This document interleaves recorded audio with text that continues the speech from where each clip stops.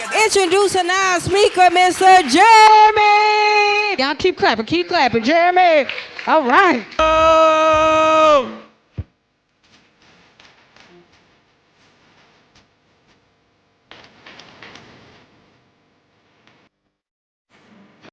Man,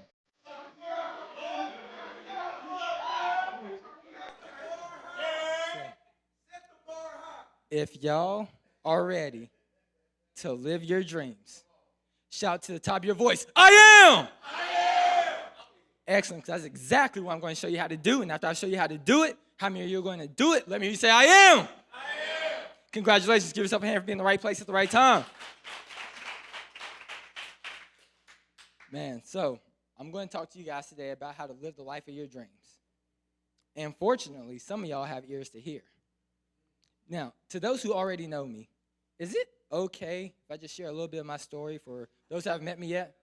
If that's okay, so that's okay. Fantastic. So a lot of my story actually starts off pretty average. It's probably because I was just following average advice. You know, I was taught to work the 40-40-40 plan. And some of y'all are probably taught the same thing. Actually, real quick, I want to see if y'all can finish this sentence for me. I was taught to go to school, work hard, get good grades, so I can graduate and get a good. Man, my mama been talking to y'all too, huh? But here's the thing they didn't tell you. Then you're going to work 40 hours a week for the next 40 years of your life to retire and only get 40% of your income? Somebody say the math ain't mathing. But that's what I was taught. So I took that corporate route, right? And I knew as I was going to get married, I was like, Jeremy, you need to produce. So I took a corporate sales job. And I'm going to be straight with y'all. I was a producer, multi-million-dollar producer, right? See, I took this job with this company, and they said, we want you to go from January to December. Just cold call. Build us $1 million book of business. All right, bet. I'm game. I'm do whatever it takes. Somebody say whatever it takes. So I started doing that January, crushed it. February, crushed it. Beginning of March, my wife and I got married. By the end of March, I finished building on my $1 million book of business. Came in the beginning of April. Yo, dude, you rocked it. Thanks for everything you done for us. We don't need you anymore. Had all my stuff packed up in the box waiting for me at the door. And to make a long story short, it eventually led to me and my wife having a conversation of, I don't feel safe and secure putting our financial future in the hands of somebody else. So I went out on my own, and I started living an entrepreneur life. And let's fast forward to, it was October 2021. That's when the Never Work the 40 brand started to come to pass. Because people was hitting me up like, bro, what's up with you? Do you even work anymore? I'm like, yeah, what you mean? Like, yeah, I work. We all working. Like, why would you ask that? It's like, yo, I've been peeping you on social. Like, you've been traveling. Because that first week, I was in Houston, Texas that month.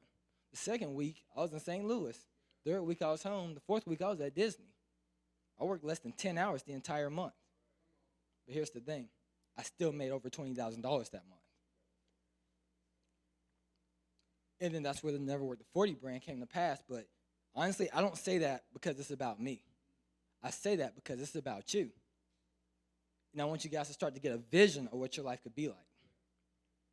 So a couple of things I want to share with you guys today, because I believe it is important that you begin to live the life that you say you believe in. So one of the most important things my wife and I began to start clarifying in our lives is what our value systems were. Clarifying our values, because when you start to live based upon your values, life becomes simple.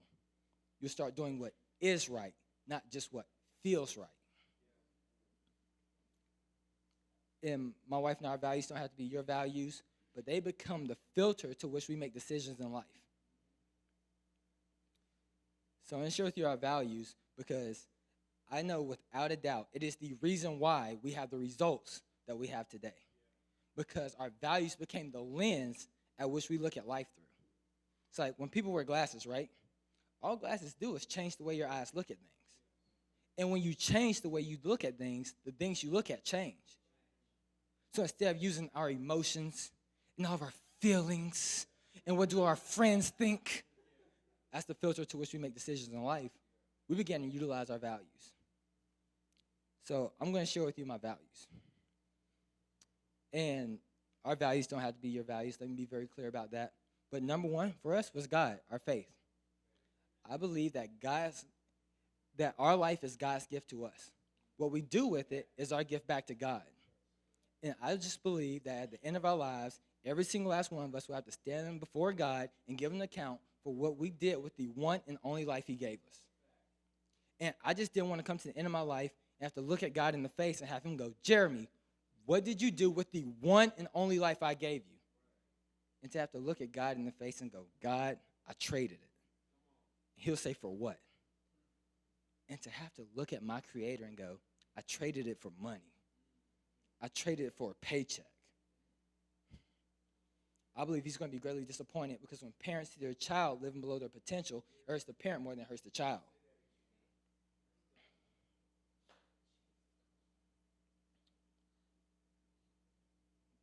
Number two for us was we wanted to be a full-time husband and wife. We wanted to be a financially free couple. We wanted to live life together, not leftovers with each other. We want to build a legacy together versus making a living apart. We believe in being full-time parents, both mommy and daddy at home raising children, not just mommy at home, desperate housewives while daddy's out working full-time. But what I see so often in the world where he works days and she works nights, or she works days and he works nights, it's like a long-distance relationship in the same house. Well, Jeremy, we hardly ever see each other. So it's like being roommates with tax benefits and other benefits.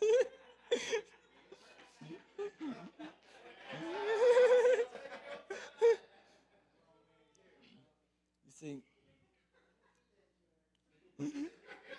see, the reason why we believe in being both mommy and daddy full-time parents is because kids' self-images are formed by what they hear, and their values are formed by what they see. And what most kids are hearing and seeing aren't even close to the same things. They hear their parents say, I love you. Then they see and hear their parents say they love their jobs. Then they see their parents spend more time at their jobs than they do with their own kids. Our kids are not dumb. They're wondering who is job. No, not what is job. Kids have not been warped yet. They don't understand that we leave people and love things that can never love us back. You see, we believe in building a six-figure part-time income. Not because it's for us, not because it's our cup of tea, but if I don't believe in building a six-figure part-time income, then to say my wife is the most important thing to me, and to say my kids are the most important thing to me, it's really just a bunch of BS, isn't it? Because it's not for us. All the work that goes into this is not for us. But you see, it's not about loving the work that you do. It's about loving the life that what you do creates. Because if you do not love the life that what you do creates, you'll be forced to convince yourself that you love what you do because you have to leave those that you do love 8 hours a day, 5 days a week, 50 weeks a year for the next 40 years of your life. But I believe I'm in a room full of elite speakers. So if you feel like you're one of the elite, say, I'm elite.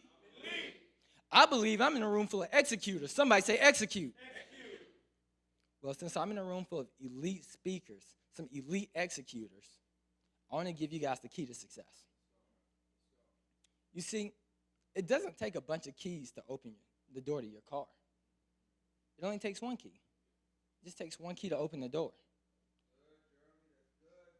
Today, y'all going to be getting a lot of keys. But I just want to give y'all a key. But before I give you the key, I want to know, who in here wants to know the secret to success? Make some noise. Yeah. All right, y'all, bring it in. Listen closely. Y'all ready? There is no secret. See, success is not a secret. It's a formula. Today, I want to give you guys the formula. And I'm going to give you that formula in an acronym. And that acronym is going to be KEY. K-E-Y. Key. Write down your papers. Give me a thumbs up when y'all ready. Jake, quick with it. He's like, key. So let's start with the K. The K stands for keep learning. Keep learning. The more you learn, the more you earn. I said, the more you learn, the more you earn. The more you learn, the more you earn. If you want the ability to earn every day, you have the responsibility to learn every day. If you want the ability to earn every day, you have the responsibility to learn every day. And people only learn one of two ways. How many ways? People learn one of two ways, through mistakes or mentors. Somebody say fast track. If you want fast track results, you can't waste time making mistakes that could have been avoided with a mentor. The quicker you learn, the quicker you earn.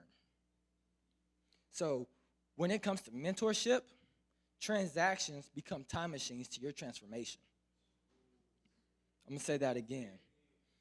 When it comes to mentorship, transactions become time machines to your transformation. So for me, I just realized success is where preparedness and opportunity meet.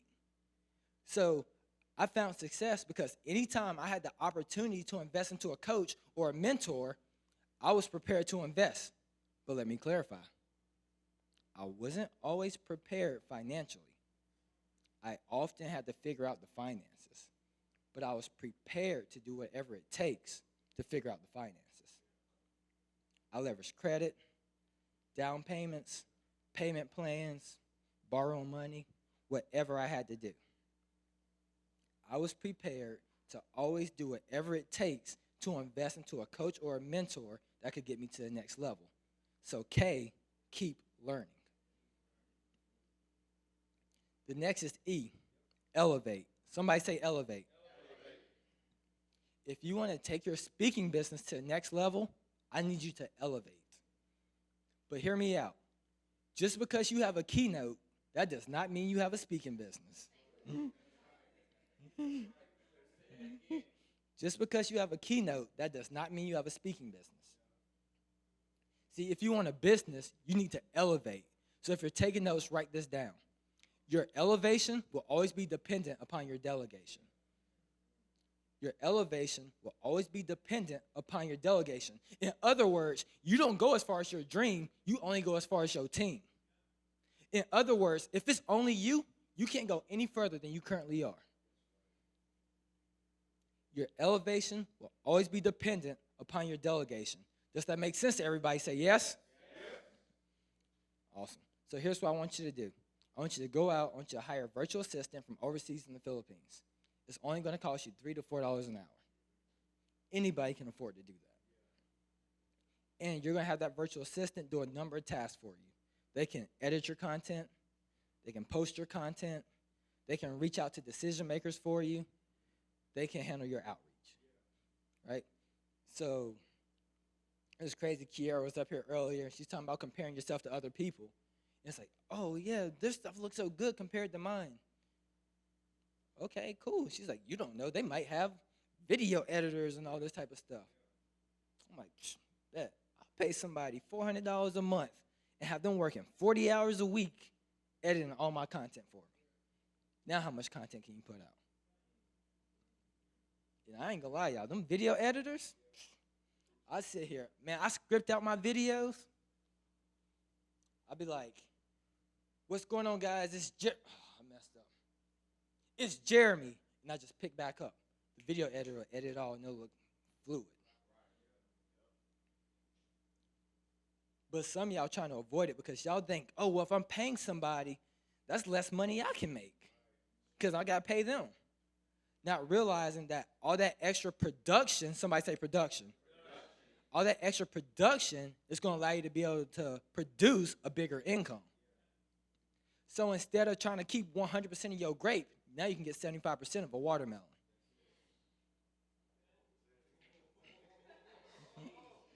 So I need y'all to elevate. I said, so now instead of 100% of your grape, you now can have 75% of a watermelon. And the last one is Y. The Y stands for yield to the process. Yield to the process. There's no way around it. Stop looking for shortcuts. Nothing works but work. Nothing works but what? Work. So in order for this to work, who got to work? Tap yourself on the chest, say me. Nothing works but work. I need you to just yield to the process, do the work, and trust that the results will follow. So I got some questions for you guys.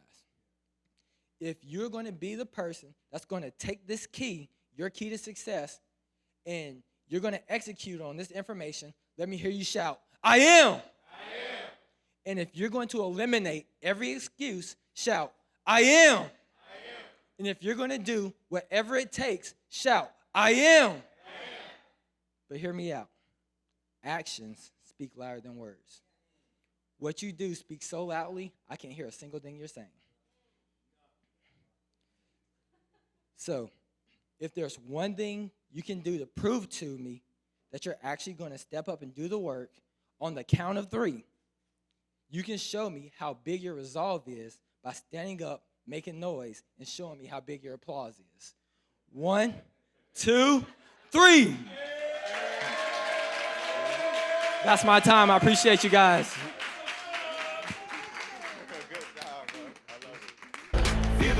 Miss